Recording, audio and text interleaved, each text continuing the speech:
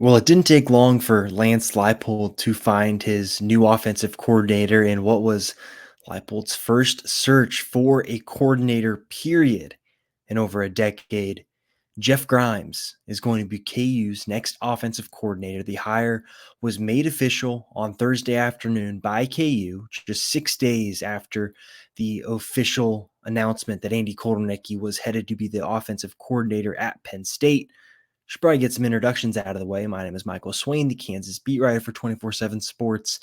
And I think there's a lot to talk about with this hire for KU football. It comes at a pivotal time.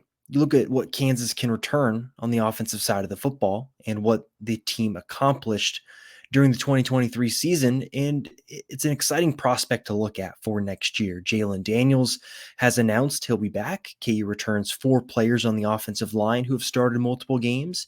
KU's top wide receivers will be back, and the big loss comes at tight end, where Mason Fairchild has left the program after this year. He'll be out of eligibility. And then the big question will be Devin Neal. Does he decide to return to Kansas? Does he decide to go pro? We have the latest on that on the website at the moment. But the hire of Jeff Grimes is one that is interesting because you look at his upbringing, and he's someone that was a award-winning offensive coordinator for Baylor, someone that got a lot of attention during his time at BYU. He's someone that 2 seasons ago was highly thought of as one of the best offensive coordinators in the country, a guy that was being looked at as a potential future head coaching candidate.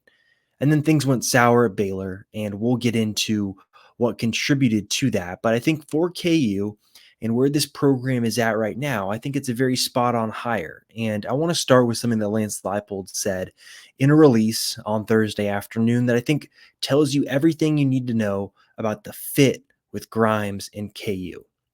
Leipold said in the release, most notably, Jeff is a coach with a lot of experience and is a great relationship builder, football mind, and high quality person. Here's the key: he'll be a great fit with our staff and our offensive philosophy and is an exciting addition.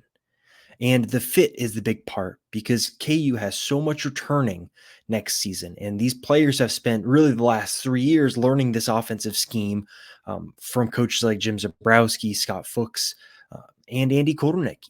And you don't necessarily want to have to erase all of this and start from ground zero in spring ball, installing a brand new scheme and a new offense. And that's why Grimes is someone that's a very, very strong hire. He has run very similar concepts to what KU ran. Broadly, the outside zone is what KU ran in terms of a ground attack under Andy Kotelnicki, and they built a lot of stuff off that, right? If you've watched KU football games, you've seen KU build the run game, and when KU's offense is at its best, it's when the run game is working and they're able to build things off of that. Well, that's exactly what Grimes wants to do, and it's what he did when he was at his best at Baylor, and you could argue part of that offense is what made Zach Wilson from BYU look like a top 5 pick in the NFL draft. Obviously, that's not worked out for Wilson in the NFL, but it speaks to, I think, the creativity and the ability to call plays and scheme things that Grimes has. So you look at his time at Baylor now, and understandably so, I think there could be questions about the last 2 years where Baylor in Grimes' first year in 2021 was a high flying offense, and then things have slowly regressed since then. And this past season, Baylor's offense ranked in the bottom third of the Big 12. I believe they were 13th in average yards per play, a little bit higher, 11th in total yards per game, but it was not an offense that was super potent. But you look at the roster issues that Baylor has run into. When Dave Aranda took over, Baylor had a talented roster full of a lot of Matt Rhule guys. And Matt Rhule is a very good talent evaluator, as we'll see, I'm sure, in the future at Nebraska. And Rhule was able to go to the NFL with a lot of talent there for Aranda to take over. After a year of Larry Fedora, Grimes takes over. And it's in that 2021 season that I think we really have to focus in on. And I'll bring up a statistical comparison here, comparing Baylor's 2021 season to what we just saw from Kansas in 2023. We can look broadly in terms of the total offense per game. Baylor in 2021 averaged about 423 yards per game of offense. KU this past season averaged 434. So just about, 9-10 yards more per game for KU this year. In terms of the yards per play and the total plays per game, this is where some of the stylistic differences come into factor.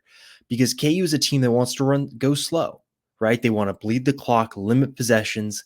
That's how KU is able to mitigate some of the talent gap that they've come up against more talented teams like an Oklahoma this past season or a Texas team a couple years ago. And Baylor in 2021 ran a little more up tempo. They ran 66 offensive plays per game compared to KU this past season, where they're at about 62. It's a slight difference, but the efficiency then shows for KU, where they average 7 yards per play compared to Baylor 6.4.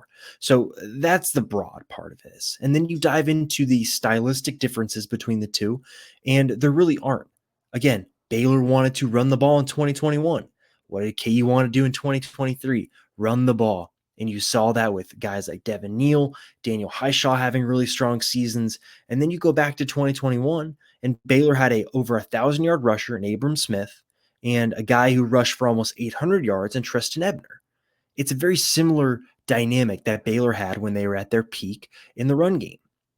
Statistically, KU averaged a little bit more total rushing yards, fewer rushing yards per game, just 9, not a huge difference. And they both averaged 5.5 yards per carry. So you see what I'm getting at here? There's a lot of similarities that you can draw when Baylor had a talented roster full of guys that have played a lot of college football, and they were able to execute the scheme.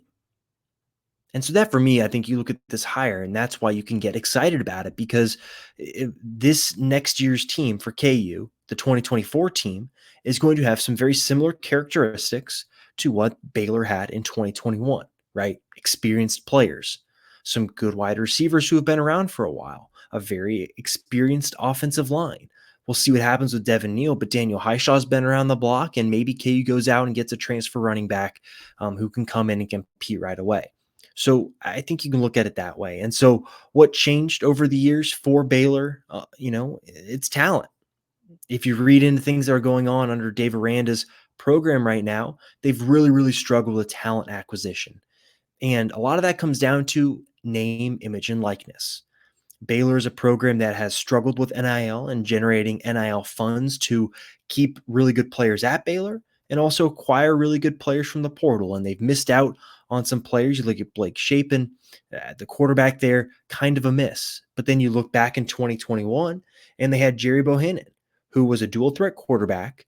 And what does Kansas have coming back next year? Maybe one of the best dual threat quarterbacks in the conference, if not the country, and Jalen Daniels. So I think you look at the issues at the Baylor program, right? Offensive line really struggled. You look at 2021, one of the best offensive lines in the conference. So I think this is now a hire where you can say the pieces are in place for this to work. Schematically, there shouldn't be a huge difference. Personnel wise, there shouldn't be a huge difference. I think for me, the biggest question will be, hey, in 2 seasons when KU has to replace a lot of this production, what happens? How is KU able to do that?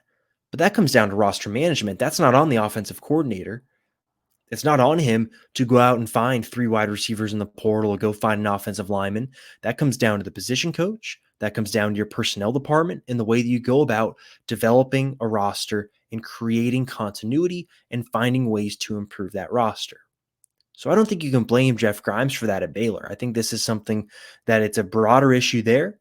And it seems like KU has the infrastructure in the program right now. When you look at the recruiting department, guys like Rob Ianello, Scott Aligo, Greg Schwartzkopf, people that have been around and have been really proven at evaluating transfers and just evaluating prospects, period. So I think overall, this is a hire that you can get excited about, right? It comes at a good time. KU, the coaches just got back from being on the road. They'll be in Lawrence over the weekend, and then they'll head out on the road again.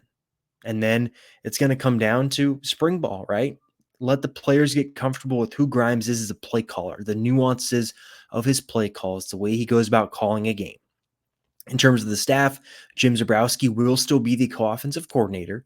He was promoted to that title this time last week when Kotelnicki departed. He will continue to have that title, and I'd expect to have a big say in the game planning, just like a lot of the offensive coaches will. So overall, KU has its offensive coordinator. It's a guy that a couple years ago had a very uh, accomplished pedigree, I'd say, and I think is someone that fans can get excited about. It's an interesting time for Kansas football.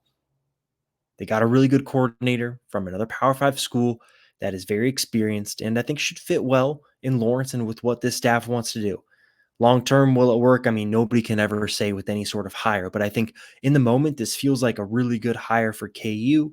And it's one that I think will be fascinating to watch unfold and see what changes about the KU offense. Because I think broadly, a lot of the stuff will stay the same, but there's always going to be little tweaks that happen. And those will be really interesting to watch as they unfold this fall. So make sure you're staying tuned to the website. We got plenty of coverage up on the new hire of Jeff Grimes.